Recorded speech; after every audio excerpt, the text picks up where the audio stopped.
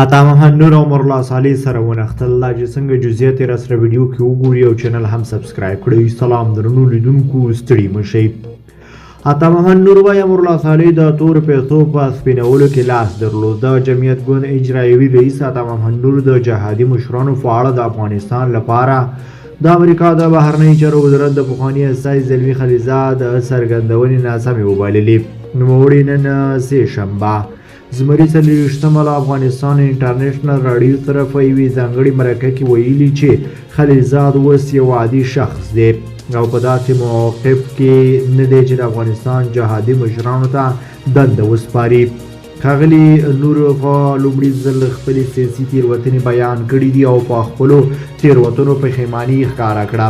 عطا محمد نور د 2019 کال په ټاکنو کې له حنیف اتمر سره پر اتحاد د بې وسلې کولو پروسې ته د وسلې پر سپارلو، کابینې ته د پاسېدو وزیرانو پر معرفي او د ډاکټر نجیب الله د حکومت له سقوط وروسته له ازبکو هزارهګانو او پښتنو سره په کړې جګړه پښیماني څرګنده کړه او دا یې خپلې تېروتنې یادې کړي.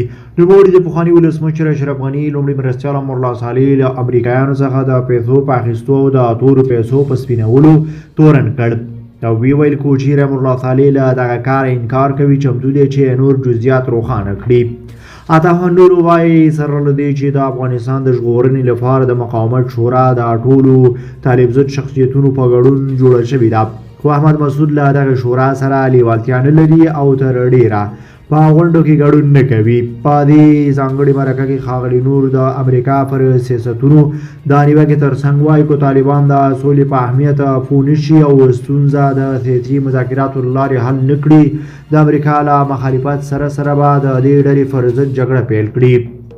افغانستان انټرنیشنل هڅه وکړه چې په دې اړه د وروستي جمهوري دولت د پخواني مرستیال ولسمشر عمر الله صالح نظر راواخلي، خو د خبر تر خپراوي پورې یې د هغه نظر ترلاسه نه کړ.